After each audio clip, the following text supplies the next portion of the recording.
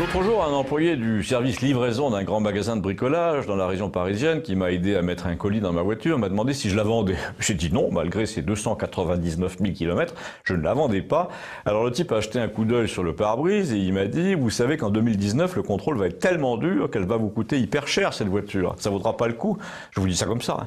Mon interlocuteur était un jeune noir de 30 ans, sénégalais d'origine, en tout cas suffisamment d'origine pour que le né en France ne s'applique pas puisqu'il se proposait de la conduire vers le Sénégal, qu'il appelait mon pays, ou de l'envoyer en bateau, j'ai pas compris, et il m'a expliqué que là-bas, elle pouvait entamer une seconde carrière, qu'on lui mettrait un nouveau train arrière plus rigide avec des lames en acier, et que le moteur était fait pour rouler 1 million de kilomètres, que même ces 306 diesel finissaient souvent par motoriser des bateaux de pêche tout le long de la côte.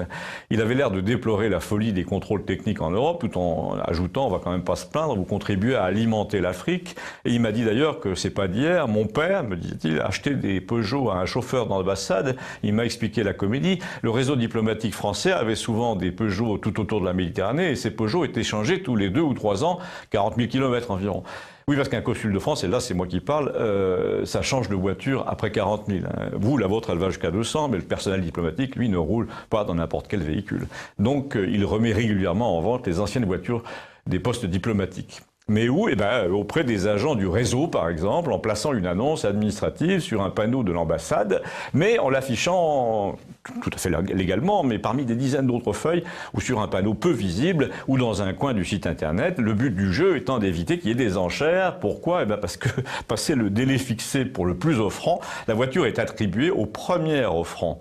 Et là, un ancien chauffeur ou son fils ou quelqu'un qui est lié au personnel de l'ambassade d'une façon ou d'une autre, à Dakar ou ailleurs, place une offre de 700 ou 1000 euros pour un véhicule quasi neuf, avant d'aller le revendre, évidemment, 4 fois plus cher parmi les pays méditerranéens. Et c'est comme ça, me dit-il, que le perfectionnisme, l'obsolescence programmée des pays riches finit par alimenter les pays pauvres. C'est tout prévu par le système. On vous dit que votre voiture est dangereuse, on vous parle de la direction ou des rotules, mais chez nous, il suffit de 2 jours et elle repart pour 10 ans. Pour les médicaments, c'est pareil. Les médicaments périmés, on les retrouve sur les marchés. Vous êtes assez bête pour réformer du néocodion ou de l'aspirine au bout d'1 an. En plus, par la Sécu, on se fait rembourser des millions de boîtes chaque année qui partent en Afrique.